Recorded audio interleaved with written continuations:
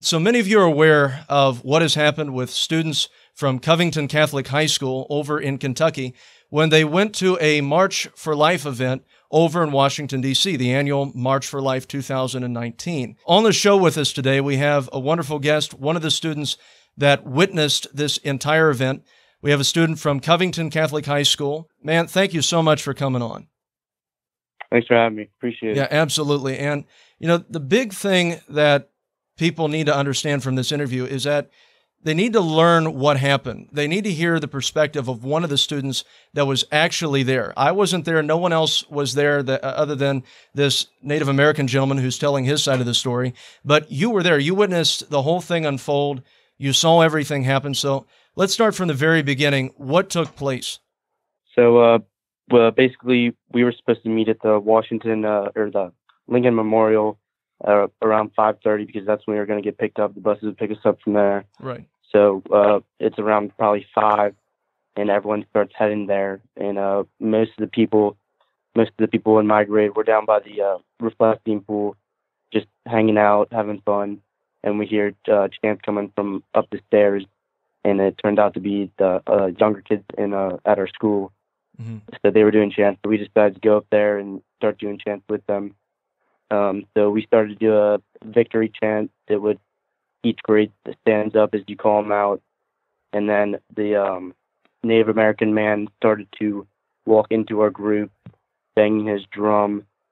So he was banging his drum. He walks into the group, and the way he was doing it, everyone was already hyped up. They were already having fun. Mm-hmm. So we all just assumed he wanted us to start joining with him.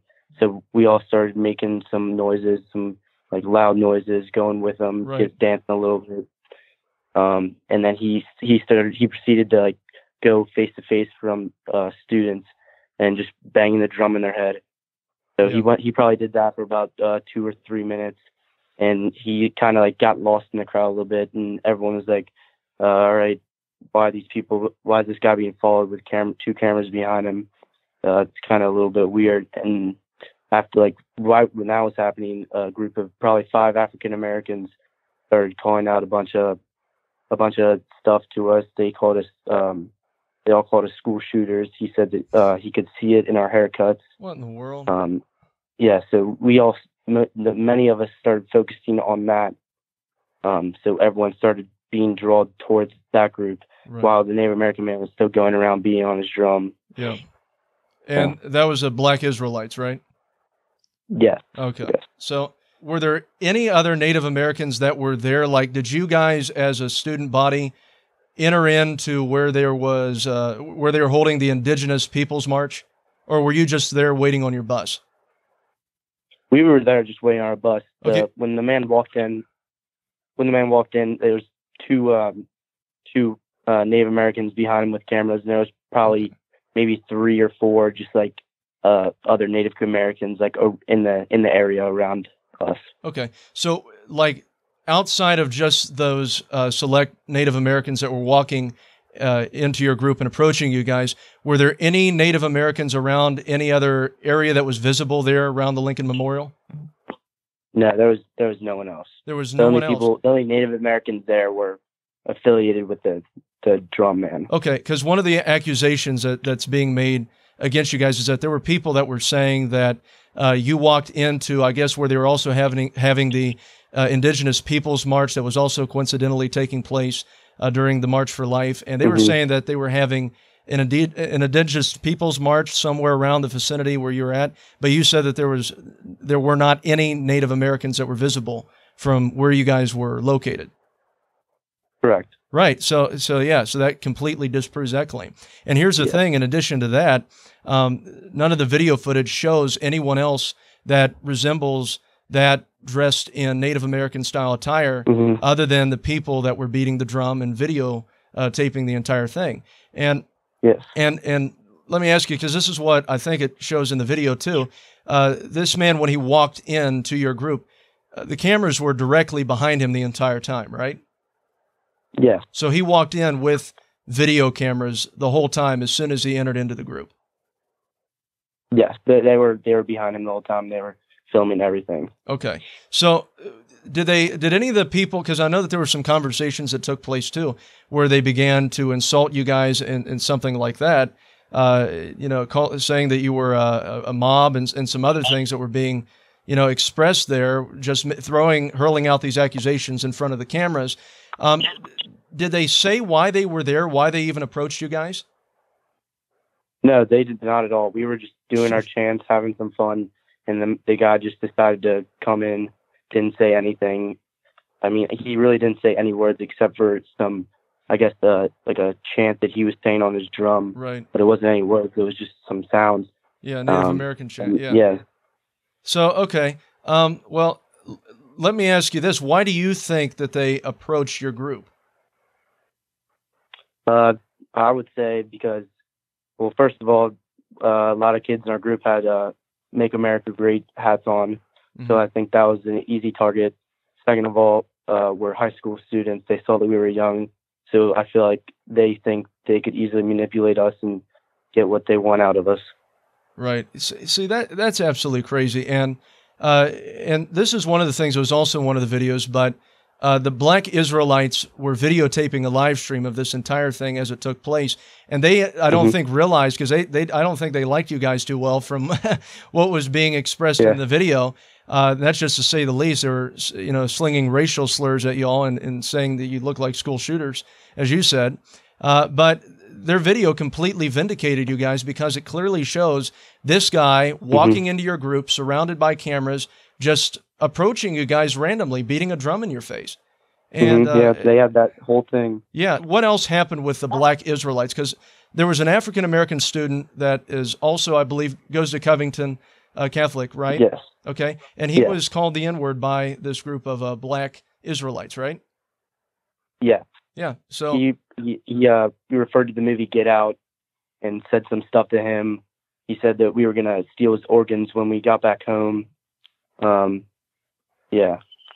So let me ask you this too, because there's some other things that are circulating around out there about where they told you, apparently one of these Native Americans, it wasn't Nathan Phillips, but rather was one of the people that he was with, that said that this land is not your land. Is that true? Yeah, he said that, and he said go back to Europe. He told us to go back to Europe. And while he was talking to a guy, as we all know, the kid that everyone's pointing out, right? He was around that when it was said, and he turned around. He was like, told the Cuff Cats kid, he was like, you just calm down, everything's fine. You don't need to start anything. Just calm down. Well, so he tried to actually diffuse the discussion that was taking place between one of these Native American activists that were there and a student, one of his classmates from Covington Catholic, right? Yes. Wow. So, see, that's the thing. Like, and this kid, I mean, while he was smiling and everything, I mean, because, I would like to see any of these adults that are criticizing you be in a position where they have somebody that randomly walks up to them, beating a drum just a few inches away from their face. I'd like to see what their reaction is. They're either going to, number one, with two cameras on you. Right. With cameras on them as well. I mean, I would like to see what their reaction would be. It's either going to be a reaction of anger, or they are going to chuckle a little bit and fight to keep a straight face. And I have no idea, honestly, how that kid even managed to keep as straight of a face as he did. I mean, that's why he had that little smirk. He was trying not to laugh. He was trying to have some self-restraint, and he was able to do that, quite effectively, because, I mean, it was just crazy. It was a crazy situation. So let me make sure that I understand this right. This guy just randomly walked into this group of Covington Catholic High School students, to your classmates, just randomly, and started beating a drum in their faces. Yes. And that is exactly what the video shows. So is there anything else that you'd like to add to this incident that maybe we don't already know about? Well, just like another point, a lot of people were saying, like, where were the chaperones? And you can clearly see in one of the videos, there's a chaperone from our school trying to push all of us back. He says, come on, guys, step back, let's shoot back. I mean, when there's 250 kids there, it's kind of hard to control all of them. Right. Now, see, and here's the thing. A lot of people are also making the remark that you guys were mocking this Native American and the people that were with him, specifically this Native American. Did you guys think that you were mocking him at all when he was beating this drum? No, not at all. When he first walked in, everyone was like, what is happening? And then he starts banging this drum, and we're like, okay, I guess he wants us to dance with him. So dance with him, make some noises. So we tried to like imitate what he was saying, because we all thought that he wanted us to join in. So we tried to do our best to join in. Right. See, and that's the thing. And then they turned it around and made it into that, and made it into a mockery of racial harassment. So from what it sounds like to me, it sounds like Nathan Phillips was harassing you guys. It wasn't the other way around. Exactly. So that's accurate. Okay. Well, man, I'm so sorry for what you're going through with all this. Let me ask you this too. Was Nathan Phillips wearing any type of physical identification of being a veteran? Like, did he have a veteran badge on or a veteran shirt on or anything like that? No, he did not have anything. So you didn't have any inclination at all that he was a veteran, and there was nothing like a shirt or a badge or a patch that would indicate that he was a Vietnam vet? We had no clue. You had no clue because, and there wasn't any patch or anything on his shirt, right? No. Okay. No. Yeah. So see, that's the thing. And then when this news story is reported out that you guys were harassing this Native American veteran, racially harassing this Native American Vietnam veteran, you guys had number one, you weren't harassing him. He was harassing you. And then number two, you had no idea that this guy was a Vietnam veteran, right? So you had no idea that he was a Vietnam veteran. Correct. Yes. Yeah. So see, and that's the thing that's absolutely amazing here. So there, it shows you how the media spun this, how they manufactured this story in order to make you guys look bad and to create something that happened that did not happen. I mean, they were making it almost out like you guys were targeting this man and being disrespectful to this man, despite the fact that all of you knew that he was a veteran, when in reality, there was no indicators there to even suggest that he was a veteran, especially a veteran of Vietnam, in addition to everything else. Is that right? Yes. Yeah. So, okay. Did this guy leave before you guys boarded the bus? Actually, I think he did leave because we all really weren't focused on him anymore. Right. We went over to the Israelite group, I guess, and we were all listening to him. And then after a certain while, we all just saw one of the chaperones said, "All right, guys, it's time to go. I think the buses are here," and everyone just took off. Yeah. Okay. So, see, and that's intriguing too. So, when you guys boarded the bus, did you guys think anything of what had happened? No, not at all. Okay. Like we were getting back on the bus and we were going to go to a mall in DC to get some food, and no one thought anything of it. Yeah. So did any of the chaperones see this event unfolding too? Yeah, there was we had a couple teachers there. Well, we had probably 6 teachers and probably 6 parents for the whole thing. Right. And there was a decent amount of teachers and parents present at the cheering. Okay. Being a Catholic high school, of course, and I've talked with a lot of the students, even some of which have graduated from there, they say that it's a very respectable, honorable school. And you would agree with that, right? Yeah. So, there's when you come out of Tough Cats, people look at you and you say that's a respectable young man. Right. People look at Tough Cats as a great place in the community. It just thinks now that our whole area and most of the country think of Covington Catholic in a bad way now. Yeah. Well, and see, here's the thing. With the administration there, with the teachers there, and with the chaperones that even attended this March for Life event with you guys and that saw some of this unfold, they expect you to behave properly, right? To behave in a civil manner and to be the best that you can be at all times, right? Yeah, exactly. Okay, so if they would have seen you all acting out of line or perceived that themselves as you guys acting out of line, Do you think that they would have intervened? Yeah, I firmly believe that one of the teachers would have intervened if one of the students did something that was not appropriate. Okay. And so they did not intervene, correct? They did not. So they did not intervene, and why would it be that they didn't intervene? Because they did not see any of the students engaging in inappropriate behavior. Okay, and that's good to know. Just to confirm this too, the video that was even shot by the Native American gentleman's camera crew shows him going from student to student just inches away from their face beating this drum. And that's right? Mm-hmm. So, yes. So he was violating their personal space. Yes. Okay. What were some of the students that had their personal space violated thinking about all this? Did you manage to talk to any of them? I didn't talk to any of them specifically. I just know that I was probably within 5 yards from him, just watching him going around. He'd go to one man, he'd bang on him, and then the person would lose interest, and he'd go on to another one, just keep doing it. Mm-hmm. So when they lose interest, then he would go on to the next one.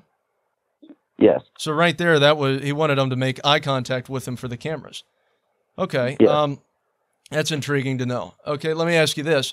When you guys, fast forwarding to when you guys were going home and you were on the bus, how did you guys find out about this story, that this actually became a news story and your names were, quite frankly, being slandered and libeled by the national news media? So right around the time when we got home, we saw that a video was first posted. We saw that it was just a video, not much else. I'm sure there was a little hate, but not really like anything national until the next morning when we woke up, probably around 11 or 10:30, 11. Right.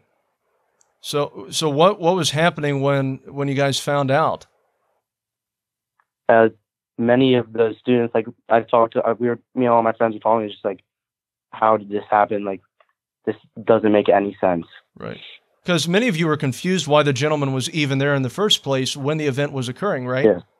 So then when you guys see this article out accusing you of racial insensitivity and racial harassment of this gentleman, you guys were even more confused. Yes, exactly. So, geez. Okay, so since these news stories have been reported by major news organizations all across the country, accusing all of you of racial harassment of a Native American who happens to be a veteran, which you had no idea, and you weren't harassing him, he was harassing you. What has happened to you guys? What have you guys gone through since this has occurred? Well, me personally, I've had many people tag me on Twitter. People have commented on my brother's Instagram pictures, just saying stuff about priests and different stuff about priests, stuff that is really offensive stuff. My friends have been tagged. They have a lot of people have been falsely accused about actually being at the march. They weren't even there. Yeah. I've heard reports from some of my friends that people have been receiving death threats. So that's insane. So now the kid that was the main subject in the video that circulated in the clip that's circulating around anyway. Do you know anything specifically what he's going through or what's happened to him? What I've been told is that the past day he was at his house and a cop was outside of his house guarding him. Yeah. And then obviously he came out with the statement today. Yeah, right. And we just received that. So, I mean, what else has gone through some of your all's minds? I think it's just really like the shock of how big this got with no intention, like no understanding of how this happened, which really made no sense of how he just walked in and he starts banging his drum, and then the next day all over the country and everyone's just hating. Right. Do you think that one of the reasons why this story unfolded like it did is because you all are predominantly conservative and center of right young Americans, young people that were at a pro-life event? Yeah, I would definitely say they saw that we were pretty much white and had Make America Great hats on again. Some people in our group had those on. Right. So they just found that as a target and they could manipulate. Right. So you were targeted because you were young conservatives, libertarians, and pro-lifers. Yeah. Yeah. So, yeah. Did any of you guys know that it was also the Indigenous Peoples March, that was even occurring in D.C.? I had no clue until probably when I saw the tweet the next day. No one had any clue. Yeah, and see, I didn't know this either because I was actually going to go to the March for Life this year. Wasn't able to make it. Of all years, I couldn't make it.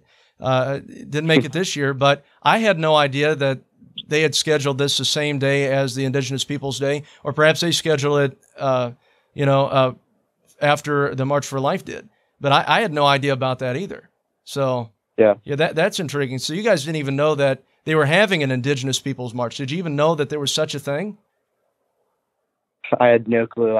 And to be honest, I didn't even know about the women's march the next day until I got there. I heard people talking about it. Yeah. So, and that's the amazing thing. So let me ask you, man, is there anything else that you want to add to all this?